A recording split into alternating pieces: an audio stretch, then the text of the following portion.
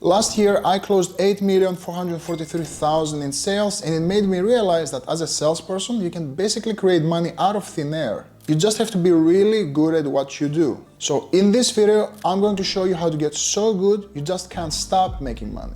And we're going to break it down into three main pillars. We're going to start with what we call the head, which is buyer psychology. Because here's the truth. Every single purchase is an emotional decision that's getting justified by logic. And most salespeople, they shove guarantees, discounts, and try to convince the prospect to buy, when in reality, they completely ignore their emotions. And this is why I've broken down the process into the 5 C's of buyer psychology. So the first C in the process is what we call the challenge. The challenge is the present pain that the prospect is dealing with right now. There's a present pain that they have in their life that if we find it, it serves as the emotional trigger for the purchase. The second C is what we call the calling. The calling is the outcome that the prospect is looking to achieve after they solve their present pain. What's their heaven? What's their vibrant vision? And how will their life gonna look like after they get to the place that they want to be? The third C is what we call the credo. The credo is the philosophy and the beliefs of the buyer. So the seller's beliefs and the buyer's beliefs have to align in a certain way. You will never get a single mother of three to align to David Goggins' credo of just working harder and just hustle and grind. It will just never gel. The fourth C is what we call the compass. And the compass is the plan, the guidance that the prospect needs to get to where they want to go. It has to make sense in their mind. You can't just promise a bright calling without justifying it to the logical part of the brain with a clear compass. The third C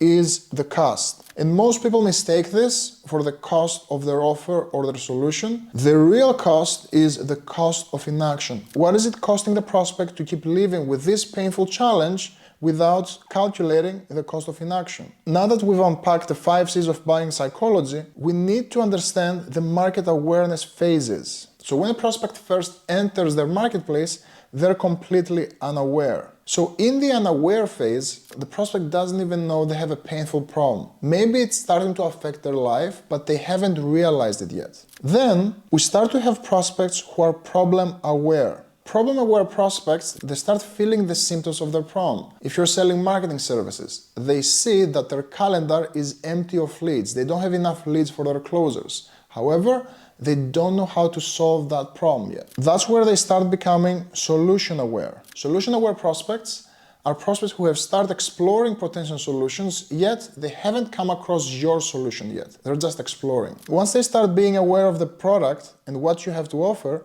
they become product-aware prospects. A product-aware prospect is possibly a prospect that has seen your branding and marketing, however, they don't know the logistics yet, and they have more questions and objections around what you offer. The last stage of awareness is the most aware. And this is a prospect that is clear on what you offer, they know the price, they're just waiting for the right timing to buy. Now, once we realize the market awareness of a prospect, there's the other end of the spectrum, which is their sophistication. And their sophistication level plays under the different set of rules depending on the market. Let's break it down. So in the beginning of every offer, we're going to have the pioneers in the marketplace. And this is phase 1 sophistication level. This is back when, for example, the crypto offers came into space, or the AI agencies. The first person, the first guru who entered the marketplace typically made the most money because it's a novel, it's a new concept. Then, as the market starts getting more sophisticated, the only way to get sales is by starting to make bigger claims. If the first offer had a claim of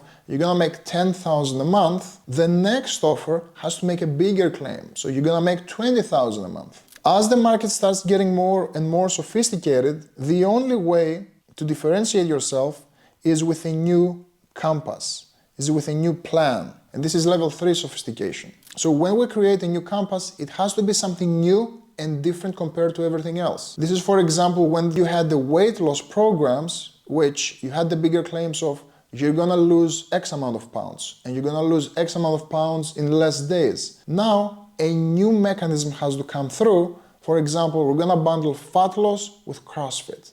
It's a new and exciting mechanism that gets people fit. Then what happens is there are so many new mechanisms that come into the space. We're moving on to the fourth level of sophistication, which we need to have a better compass. So this is where you see offer owners start talking crap about each other. For example, if there's an exercise system like CrossFit and you come up with a new exercise system, you can claim that, well, this is just like CrossFit, only that you're not getting injured while doing it. So you have to try to beat the other person's compass. You have to come up with a better plan while you have still the big claims. But as with anything, the market still gets even more sophisticated, and this is where we enter level 5 sophistication, and this is where we enter identity marketing. And this is where we are today when it comes to companies like Apple or Nike. You can't just make bigger claims about faster processors or brighter screens, so now you're selling to specific segments of the marketplace. For example, Apple's marketing is targeted towards innovators or creators. Nike's marketing is from people who feel that they're very athletic, different, or they want to be edgy, as an example. So you're cutting a piece out of the marketplace and you're targeting specific them through identity-specific marketing. Now that we cover the head, we need to cover the heart aspect, which is the inner work. And what I want to share with you here is, number one, with the head, we start recognizing the buyer and the buyer psychology. Now we need to master our own psychology and how to build our inner self so we can go out there and face the difficulties of the marketplace. So a framework that I really like and I coach a lot of my clients on is what I call the Achievement Accelerator. Let's break it down. So most people, when they're setting their goals, they just say, oh, I want to become X in X amount of years, but they put zero real effort into it. They write it on a piece of paper, they slap it on a vision board, and it just stays there. Now, we're gonna create a clear game plan on how to actually get there. So first of all, it all starts with the permission to dream. You see, most people never really allow themselves to dream. They set a monetary goal in 12 months or 3 years, but they never really step into it. On this framework, we're gonna get specific, and the first big step is giving ourselves permission to dream. For example, when I'm thinking about this exercise, we can say, for example, oh, I want to retire my family, I want to take care of my parents, I want to give back from what they've done for me, and also, in the next 15 years, I want to appear on Shark Tank as an investor.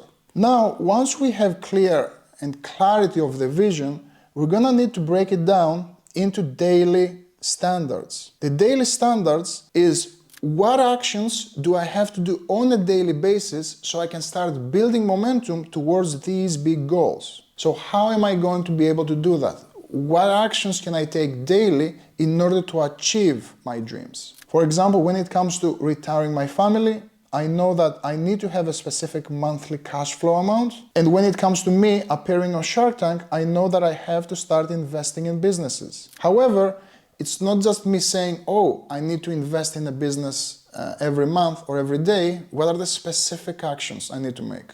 For example, I can say, every single day, I need to be able to source and interview potential entrepreneurs that I can invest into. Can you see how specific I can get with my goals so I can turn them into my clear vision? The third step in the process is I need to start unlocking my resources. And what does that mean? When it comes to unlocking resources, I need to be able to lock in people that will help me along the journey. I need to be able to unlock tools and coaches or mentors. So take a white piece of paper and I want you to split it into 3 columns and I want you to write 5 in each one. Who are 5 people that I can reach out to who can provide guidance in this journey?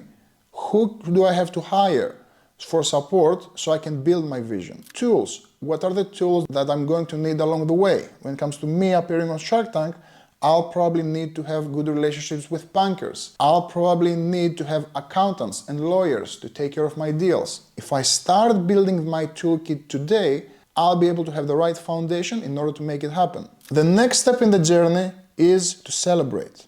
What we're talking about here is a 15-year vision.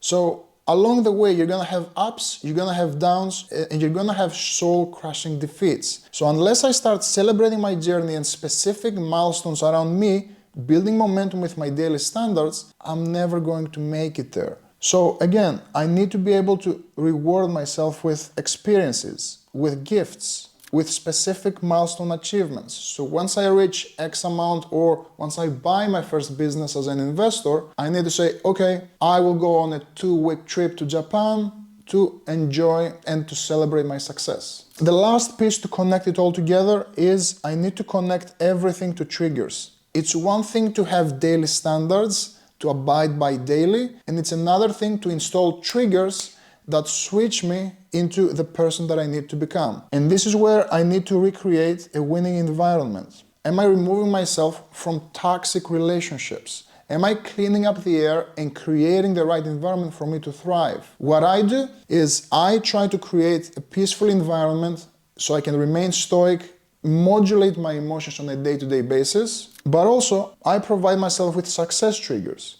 For example, every time I hit a milestone, I always like to buy a new watch and I wear it on a day-to-day basis so I can build myself up to the person that, again, I need to become. So we covered the heart aspect, we covered the head aspect. Now what's missing is we're gonna talk about the hands. And the hands are the actual sales skills that we're going to build in order for us to be effective in a day-to-day basis. So how can I build my skill set up to be worthy of achieving my goals? Well, there are two main things I need to focus on, two main funnels that will make all the difference in my journey, especially when I'm conversing and having sales conversations with prospects. One is what I call the hell funnel, and the other is what I call the heaven funnel. Here's how it all breaks down. First, when it comes to the hell funnel, I need to be able to focus on present pain, as we discussed in the past. So making sure that the pain that I'm solving is the most painful thing in their life right now. A specific question that you can ask is being very direct with them and ask them, well, what's the biggest challenge you're facing within your business or your life right now? They're gonna give you an answer. You can go even deeper and say,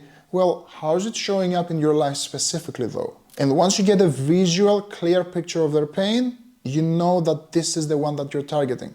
Then, I'm not going to stay there because that's still surface level. I need to measure the impact of that problem and how is that showing up in their day-to-day life and what is it costing them in terms of money, time, energy, or any other currency that they value. The last piece in the hell funnel is what we call the nightmare. The nightmare is the nightmare scenario around what happens if they stay in with a problem, they don't make a change, and they keep feeling the consequences. The more visual and concrete I can get with them, the more emotional leverage I have after I present my offer. Now, once we get clear around their hell, we need to help them crystallize their own heaven. And it all starts with a vibrant vision of their future. I need to allow them to step into a perfect day in their life. How does their business look like? How does their life look like? The second level is I need to attract the emotional outcomes that they're after. So I need to ask them, okay, so if we were to work together and we help you achieve X and Y and Z, what would that do for you personally though? And the answer that I'm looking for here comes in the form of emotions. Oh, I'm feeling less stressed. I'm feeling relaxed. I'm feeling fulfilled. And the next and most advanced level is what I call 2.0. And this is where I'm allowing the prospect to transform from the 1.0 version, the painful current version, to their future version, the version that they need to become so they can get to where they want to go. So once I take them through the hell and the heaven funnel, what happens is we have the creation of a massive gap between their two states, between hell and heaven. And now, because of all that internal tension that I've helped build up inside of them, they can't help not take action. Now, you can work the head, you can work the heart, you can work on your hands, but inevitably, you're gonna get some objections throughout that process. So if you want my full objection handling process to know exactly how I'm able to produce millions in sales, make sure you watch this video and I'll see you over there.